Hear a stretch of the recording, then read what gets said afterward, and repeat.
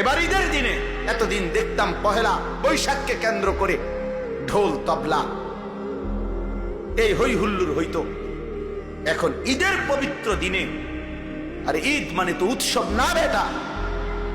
ঈদ মানে পৃথিবীর কোন ডিকশনারিতে ঈদ মানে উৎসব নাই বেটা। ঈদ তোমার ভাষার না, ঈদ বাংলা ভাষার কারো না।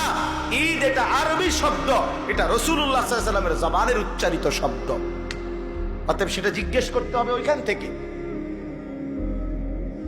ঈদ মানে উৎসব নয়, ঈদ মানে ইলাইহি আওয়াইদুল ইহসান।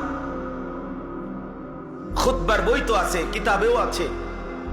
ঈদ মানে হলো যেটা ফিরে আসে, অর্থাৎ মহান আল্লাহ পাকের ইহসান ফিরে আসছে। গত 1 মাস আমার উপরে দিনের বেলা খাদ্য পানীয়, হালাল স্ত্রীর সাথে সম্পর্ক, এটা নিষেধ ছিল। এই অনুমতি আবার ফিরে আসছে আজকের ঈদের দিনে। আল্লাহ তাআলা আমার উপরে আল্লাহর অনুগ্রহ, দিনের বেলায়ও খাওয়ার অনুমতি ফিরায় দিছেন, পানি পান করার অনুমতি ফিরায়া দিছেন, স্ত্রীর সাথে মেলামেশার অনুমতি ফিরায়া দিছেন।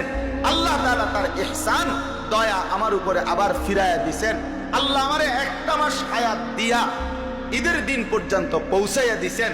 তো আমার কাছে যে আল্লাহর নিয়ামত ফিরে আসলো, আল্লাহর অনুগ্রহ ফিরে আসলো, এজন্য আল্লাহর ওয়ালা আল্লাকুম, এই শেষ অংশ এটাই, ওয়ালা আল্লাকুম তাশকুরুন।